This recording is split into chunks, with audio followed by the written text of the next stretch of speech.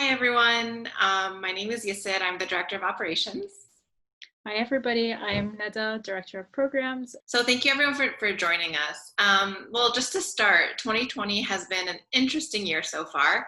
With that being said, none of us have experienced a pandemic in our lives, and so it was difficult to imagine how this would affect our work. We knew immediately that the crisis would hit our community hard, as they are of the most vulnerable populations in the world. Many in our communities are hourly workers, and so they lost their source of income as a result of the stay-at-home orders. Much of the progress that our programs made were brought to a halt, and they needed support more than ever than before. For others, many others, quarantine also triggered some PTSD as it brought back memories of, difficult times in Syria. You have the fact that 86% of our team are refugees themselves. And so we had to recognize that this was a new reality for them to navigate as well, on top of everything that they've gone through already. Our immediate steps were really just to first look at our communications.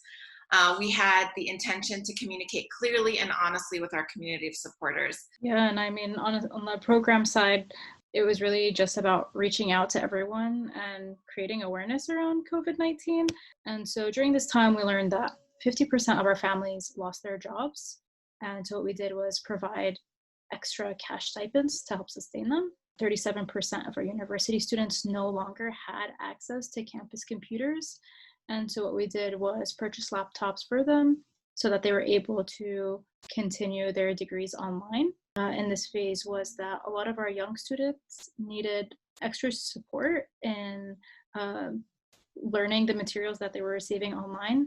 And so what we did was set up a tutoring system between our university students and the children that we support. In April, we tested and launched our first online studios. And this Monday, we're actually starting our summer session. And so what we did was rethinking what kind of studios could be done without so many tools and using things from home. The thing that we're trying to figure out is really recreating the Karam House social experience in the virtual space.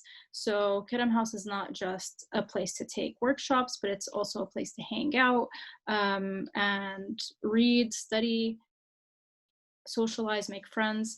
And so what we did was we started having sort of these social bonding activities online virtually.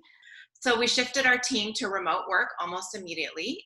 And so this was a very dramatic shift for us. So I think in general, this pandemic has forced us into uncomfortable situations.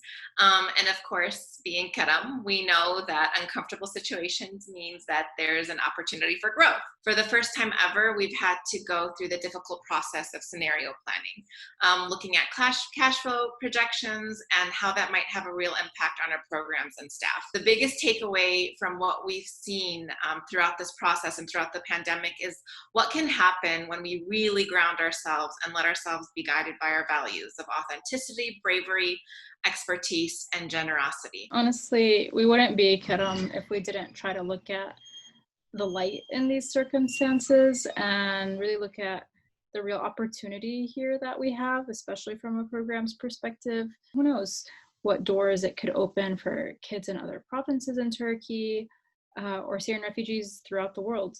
Obviously, we thank everyone for joining us in this journey of these ups and downs. And you can definitely keep an eye out for us as we continue to test our new programs and hopefully look to scale in new and exciting ways.